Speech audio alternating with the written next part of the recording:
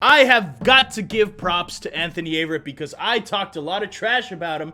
I didn't think he was going to make the 53-man roster, but thank God he did, and thank God he proved me wrong because, my God, the man balled out. Ravens win 36-35. As you can see, the Chiefs obviously outpassed the Ravens, 343 passing yards to 230, but the Ravens just absolutely dominated on the ground. 251 total rushing yards to only 62 from the Chiefs. And we also outgained the Chiefs in total yardage, 481 to 405 from the Chiefs.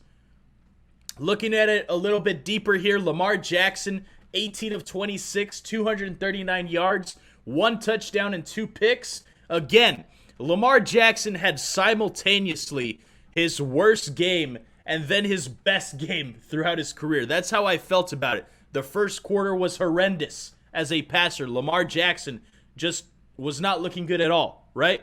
And I thought, I'm like, here we go. Like, this is it. Lamar's screwing us over. But no. Then he came back, put the team on his damn back, and dominated.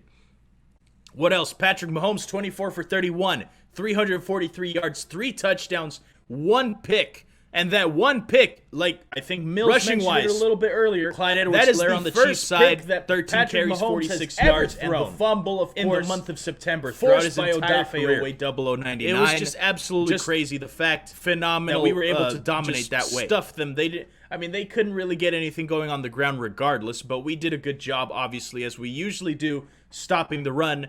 Rushing-wise, Lamar was actually the leading rusher, which, at this point isn't that much of a surprise. As we know, Lamar takes over games on his feet sometimes. 16 carries, 107 yards with 2 touchdowns. And those touchdowns were phenomenal, as you guys heard, that I talked about earlier. Tyson Williams came out, had a good game, 13 carries, 77 yards. No touchdown. He almost had a touchdown, of course, but he had the fumble at the 1-yard line, which Devin Duvernay took in, punched it in there for us. So Tyson Williams, mostly a good game. The one thing I did notice was obviously the fumble. We can't have that. And also, he missed a hole. Tyson, I don't know if you guys noticed that on the cast, but Tyson Williams missed a hole, and even the announcers talked about it. They said, oh, there was a hole right here that if he took that hole, he probably would have been gone. It probably would have been a touchdown. He missed that gap, but he made up for it on the very next play, and he got us a first down there with that run. So I'm not going to be too upset about that. Latavius Murray had a decent game, 9 carries, 36 yards, and of course that punching in touchdown. You love to see it. Devontae Freeman had 1 really good run, and then on the second carry, he just lost yardage. So I don't know if Devontae Freeman is actually going to be something special, or if it's just our running scheme that allowed him to get off for free. Receiving-wise, obviously, Travis Kelce dominated, especially with that big 46-yard touchdown. That was just stupidly crazy, insanely insane. 7 receptions, 109 yards, 1 touchdown. Byron Pringle with that 2 receptions, 63 yards, and 1 touchdown. The long reception of 40, where, again, those were the 2 biggest plays, both for 40-plus yards, where we just forgot how to tackle on defense. And speaking of forgetting how to tackle, that game by Patrick Queen, he's probably going to want to forget that. Let's be honest, he did not have a good game. It reminded me, well, I don't think it was as bad as it was in his rookie season against the Chiefs, but for some reason, Patrick Queen just seems to have his number punched when it comes to going up against the Chiefs and Patrick Mahomes, as most linebackers do, to be fair. But yeah, Patrick Queen did not have that great of a game, but it's all good, man. It's all about the comeback, and we'll see what he does. Mecole Hardman, quietly, having a sneaky good game. 5 receptions, 55 yards. Demarcus Robinson, obviously, with that huge 33 touchdown reception, 3 receptions for 46 yards.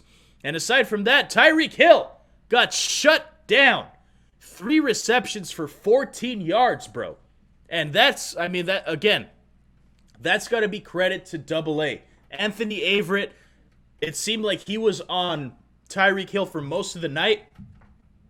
And for him to come out and essentially shut him out of the game, just what a freaking performance for them to just shut down Tyreek Hill.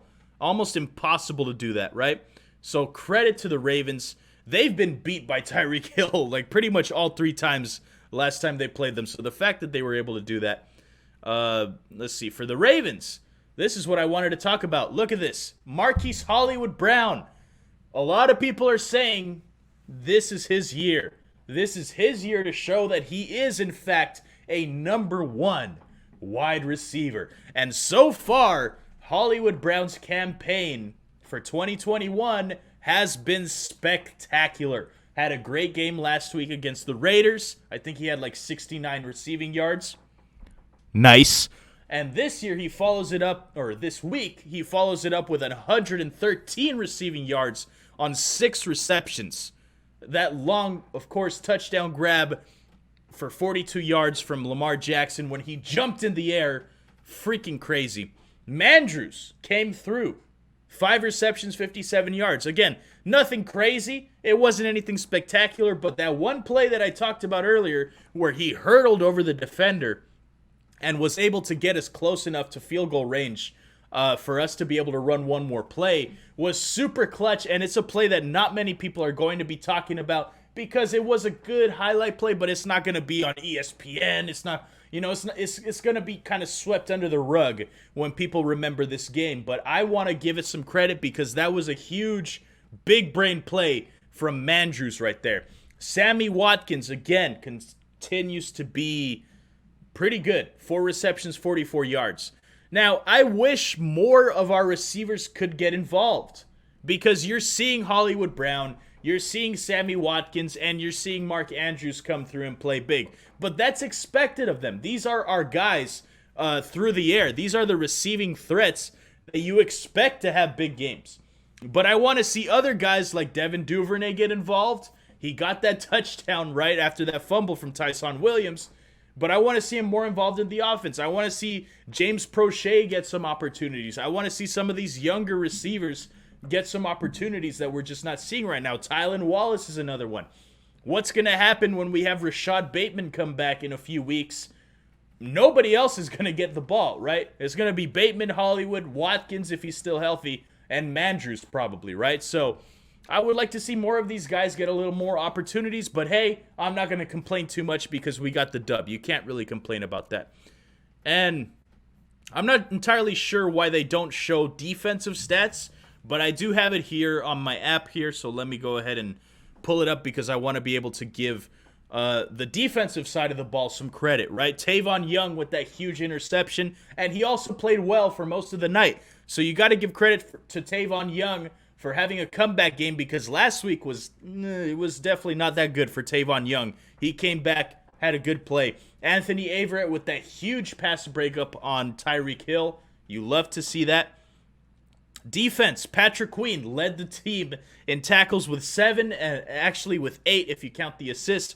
But it was not a good outing for him, I gotta say. Aside from that, 0099 had a tackle for loss. He had the tackle for loss on Clyde Edwards-Helaire. Justin Houston also had a tackle for loss. Let's see what else we got. Justin Madubuike. That's another play that I wanted to bring up. His tackle for loss on CEH, that was such a momentum shifter as well. Because I think at that point we were down. It was either 28-17 or 35-24. And when Madubuike made that play to just shoot the gap unblocked and make that tackle for loss, he came in and he had the energy, bro. He kept the audience engaged. He kept the crowd in the game. And that type of play is going to be so overlooked because nobody's going to remember that unless you're a Ravens fan. Those are the little moments in the game that won us the game. Just those little things that nobody's going to think about. These are the things that you got to talk about.